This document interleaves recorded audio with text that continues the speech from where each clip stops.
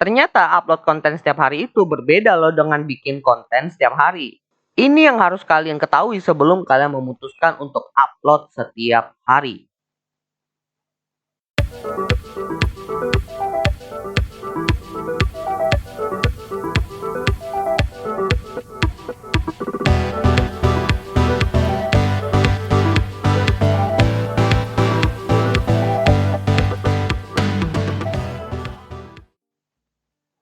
Halo semuanya, balik lagi bersama gue Edwin di Opsiana Podcast season ketiga, season yang membahas tentang konten kreator. Di episode kali ini gue akan membahas tentang upload konten setiap hari itu berbeda loh dengan bikin konten setiap hari. Bedanya di mana? Udah jelas, yang pertama kan gue bilangnya upload, lalu yang kedua gue bilangnya bikin. Itu aja udah beda. Tapi sebenarnya esensinya bukan di situ. Esensinya seperti apa? Pantengin Opsiana Podcast. Mungkin banyak ya di antara teman-teman yang saat ini bercita-cita menjadi seorang konten kreator. Sebenarnya dibilang bercita-cita enggak juga sih. Mungkin lebih ke buat anak-anak generasi Z yang lahirnya di tahun 2000-an ke atas, di mana banyak yang bercita-cita menjadi konten kreator dan juga banyak realisasinya. Salah satunya lagi booming tuh upload konten di TikTok. Lalu sekarang juga mulai banyak berjamur ya tips and trick bikin konten, tips and trick promosi konten. Dan sekarang Opsiana aja bikin season khusus bahas konten kreator. Emang sampai segitunya ya Win? Jawabannya iya, sampai segitunya. Kok bisa sampai seperti itu Win?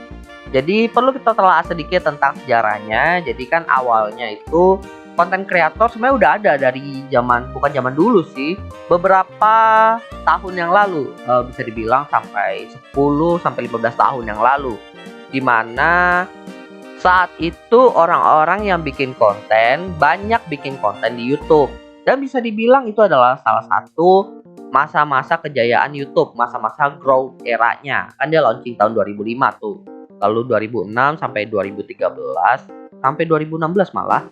Bukan, sampai sekarang malah mereka masih terus growth. Dan bisa dibilang itu adalah awal dimana konten kreator itu mulai di-acknowledge. Tapi sebutannya dulu itu kan YouTuber. Nah, tapi sekarang udah mulai banyak platform-platform yang menyediakan fitur-fitur dimana konten kreator bisa berkreasi dengan cara mereka, pokoknya dengan media yang mereka sukai, dengan gaya mereka sendiri. Pokoknya sebebas para konten kreator. Tapi ada yang sama loh dari tahun 2006 itu sampai saat ini yang tidak mengalami perubahan. Yaitu ketika kita tanya para konten kreator, kalau bikin konten gimana biar bisa viral, pasti jawaban mereka akan selalu konsisten uploadnya.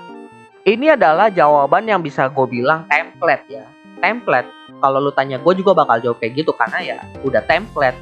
Dan pasti ada jawaban-jawaban tambahan lainnya, mungkin kayak ya lu promosiin kontennya atau enggak lu collab, tapi selalu jawaban pertama mereka adalah upload konten secara konsisten.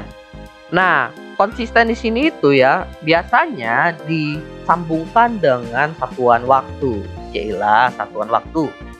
Dimana kalau kita lihat dari para konten kreator itu ada yang uploadnya setiap minggu sekali atau enggak setiap minggu 2-3 kali, bahkan kasus ekstrim itu setiap hari.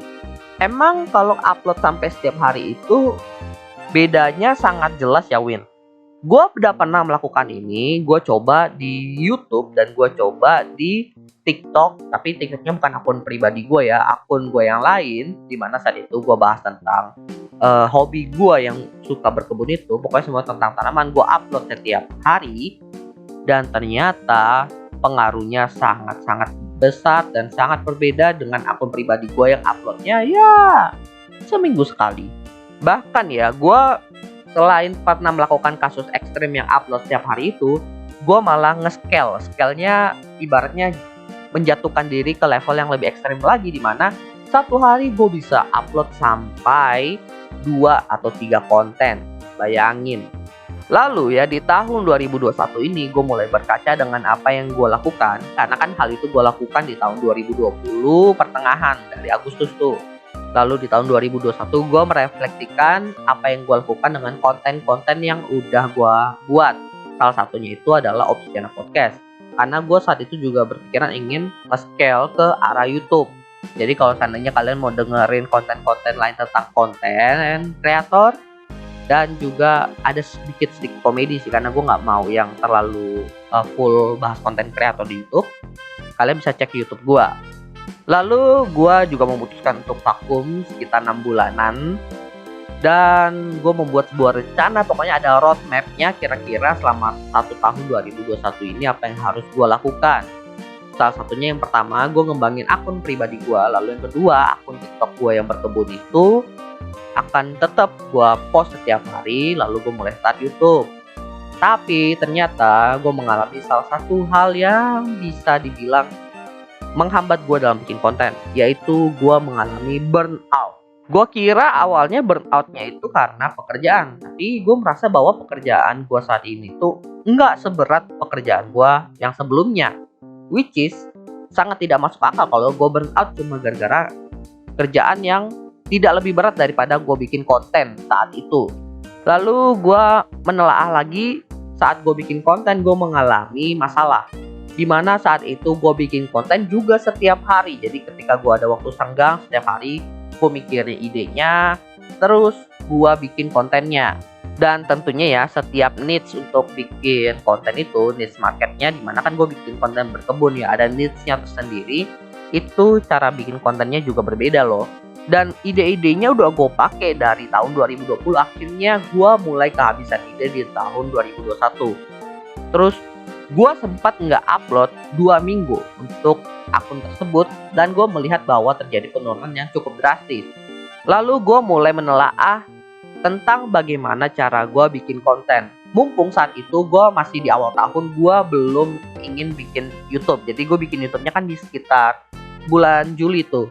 Nah itu emang udah rencana gue. Jadi gue mulai merapikan dari tahap produksi. Biasanya gue cuma nyatet ide, lalu gue bikin poin-poin, langsung gue rekam. Dan hal itu bisa dibilang menjadi masalah buat gue saat itu, karena gue akhirnya ketika kehabisan ide, gue maksain ide dan semua pekerjaan gue hampir terbengkalai. Untungnya pekerjaan kantor gue enggak ya.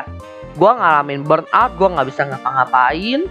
Terus engagement dari akun gue mulai terus menurun. Lalu gue bingung gue harus ngapain. Pokoknya gue bingung gue harus ngapain. Akhirnya gue mulai mengubah pola gue dalam bikin konten. Jadi gue itu setiap harinya itu dari Senin sampai Minggu ya, tetap ya. Itu kalau seandainya gue punya ide, itu gue catat ke dalam tabel konten. Terus gue bikin poin per poin. Jadi poin apa yang pengen gue bahas. Tapi kapan gue mulai produksi? Gue mulai produksinya itu cuma di hari Sabtu Minggu. Dimana saat itu gue lagi libur kerja. Terus gue juga ibaratnya gabut ya. Gue juga bukan tipe orang yang sebenarnya suka hangout malam mingguan gitu. So waktu gue bisa dibilang cukup banyak. Awalnya gue coba di 1-2 minggu pertama, gue tetap kepikiran pengen bikin konten gitu. Tapi gue kayak berpikir, jangan Win, hal ini malah bikin lu kayak burnout. Lu harus bikin setiap hari. So apa yang gue lakuin, ya udah, gue fokus ke kerjaan gue. Dan gue akhirnya berhasil cuma bikin konten di sekitar hari Sabtu Minggu. Sebenarnya mulai dari hari Jumat sih. Jadi gue 3 hari ya, Jumat, Sabtu, Minggu. Tapi Jumatnya dari Jumat sore, dimana udah kerjaan kantor udah kelar. Dan tahukah hasilnya seperti apa? Gue juga kaget. Hasilnya adalah gue bisa jauh lebih produktif untuk memproduksi konten. Dalam kurun 3 hari itu, gue bisa memproduksi konten untuk 1-2 minggu. Wah, gila gak lu? Terus akhirnya gue merasa bahwa memang gue sekarang ini udah mulai membahas tentang konten kreator. Udah mulai gue ratain tuh semua akun-akun gue, entah dari Instagram, entah dari podcast, entah dari YouTube, bahas tentang konten kreator full. Jadi kalau bahas satu bisa gue share kemana-mana.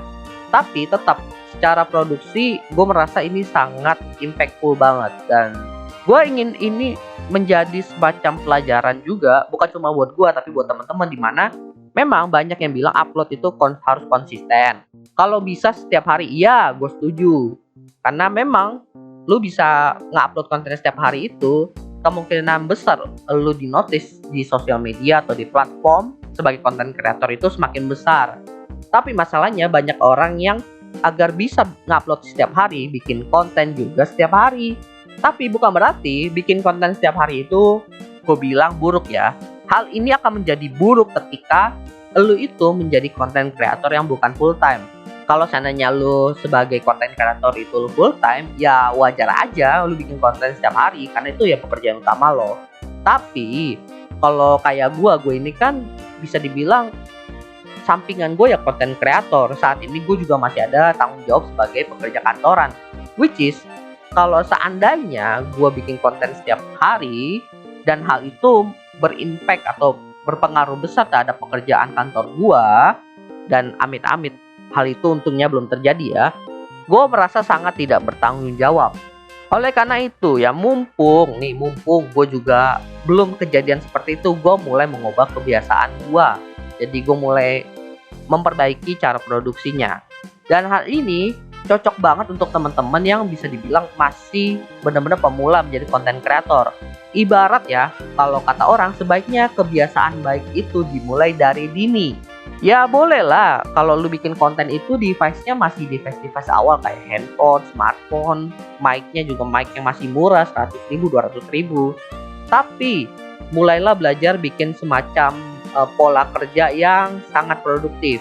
Ya bisa dibilang ya semacam persiapan lah kalau seandainya tiba-tiba konten kalian atau enggak platform itu membuat kalian menjadi viral. Jadi ketika kalian udah menjadi besar sebagai konten kreator yang udah besar, kalian itu udah nggak keteteran ketika bikin konten.